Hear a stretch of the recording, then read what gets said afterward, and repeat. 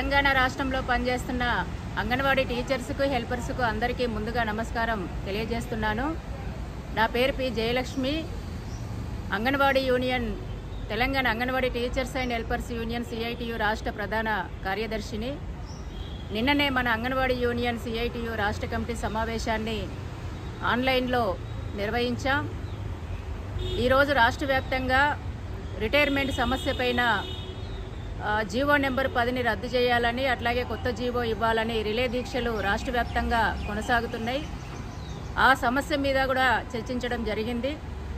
అట్లాగే మనము అసెంబ్లీ ఎన్నికల కంటే ముందు మనల్ని పర్మనెంట్ చేయాలని, కనీస వేతనం ఇవ్వాలని, PF PSA సౌకర్యాలు కల్పించాలని, పనిభారం తగ్గించాలని, రిటైర్మెంట్ బెనిఫిట్స్ పెంచాలని, అట్లాగే ఆయాలకు పాత పద్ధతిలోనే ప్రమోషన్ సౌకర్యం కల్పించాలని, ఇవన్నిటి మీద 24 రోజులు మనము సమ్మె చేశాం.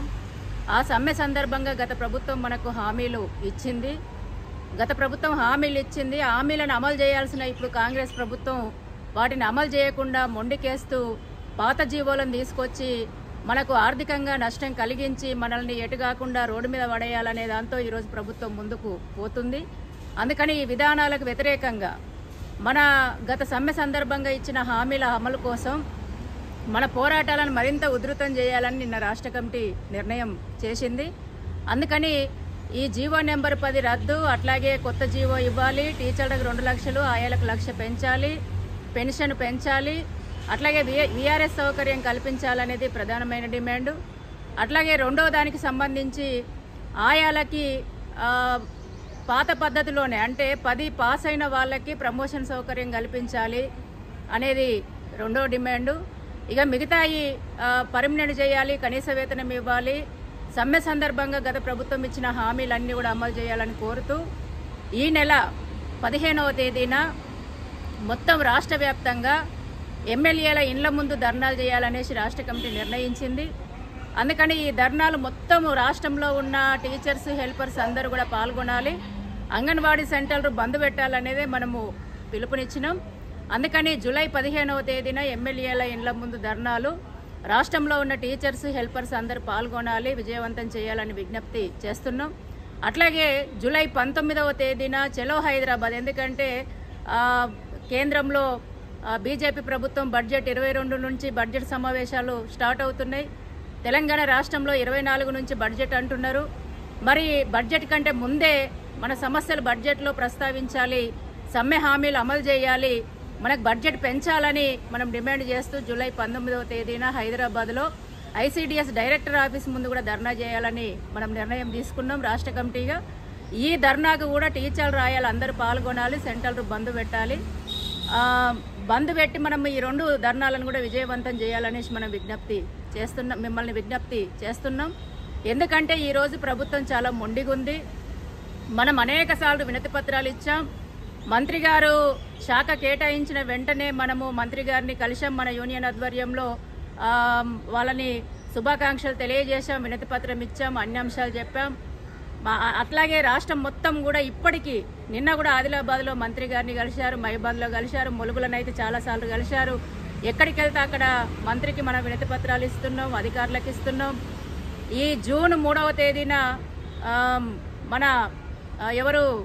జూలై 3వ తేదీన మన ప్రిన్సిపల్ సెక్రటరీ మనల్ని చర్చలకు పిలిస్తే ఆ చర్చలకు కూడా మనం వెళ్తే ముఖం చాటేసిన పరిస్థితి కూడా మనం అందరం చూసాం.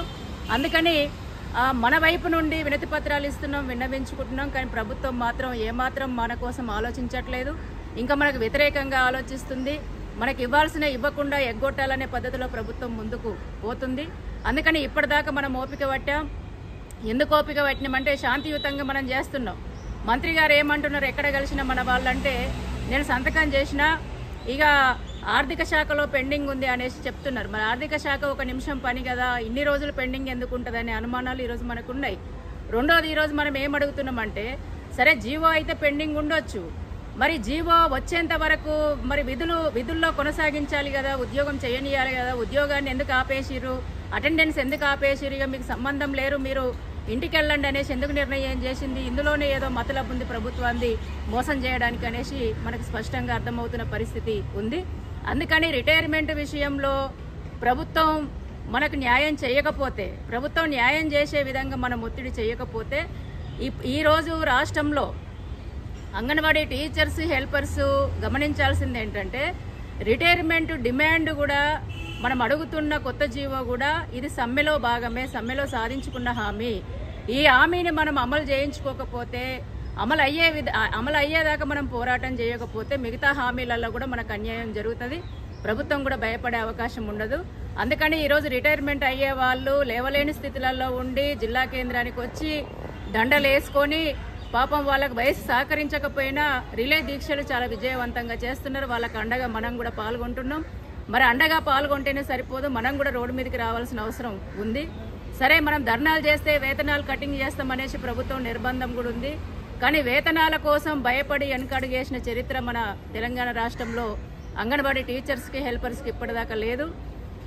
మనకే కాదు, చరిత్రలో మొత్తం కార్మిక వర్గానికి మొత్తం మనం చూసినట్లయితే ప్రభుత్వాలే ఓడిపోయినాయి తప్ప కార్మిక వర్గం ఎప్పుడు కూడా ఓడిపోయిన పరిస్థితి లేదు.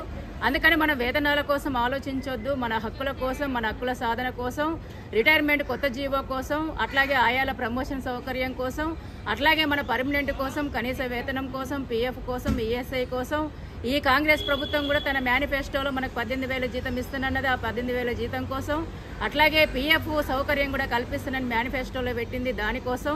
ఎందుకంటే బడ్జెట్ సమావేశాలు 24 నుంచే ఉన్నాయి. ఇదే అసలైన సమయం. అందుకని ఈ నిర్ణయాలు, 2 నిర్ణయాలు రాష్ట్ర కమిటీ తీసుకుంది. ఈ జూలై 15వ తేదీన ఎమ్మెల్యేల ఇండ్ల ముందు టీచర్స్, ఆయాలందరూ సెంట్రల్ బంద్ పెట్టి పాల్గొనాలి. జూలై 19వ తేదీన ఐసిడిఎస్ డైరెక్టర్ ఆఫీస్ హైదరాబాద్కు రావాలి, టీచర్లు రాయాలందరూ రావాలి, సెంట్రల్ బంద్ పెట్టి దీన్ని విజయవంతం చేయాలనేసి మేము విజ్ఞప్తి చేస్తున్నాం. ఇది విజయవంతం కోసం అన్ని జిల్లాలు కూడా వెంటనే జిల్లా కమిటీ సమావేశాలు నిర్వహించుకోవాలి, ప్రాజెక్టు మీటింగ్లు పెట్టుకోవాలి, సెక్టార్ మీటింగ్లు పెట్టుకోవాలి, పకడ్బందీగా ప్లాన్ చేసుకోవాలి.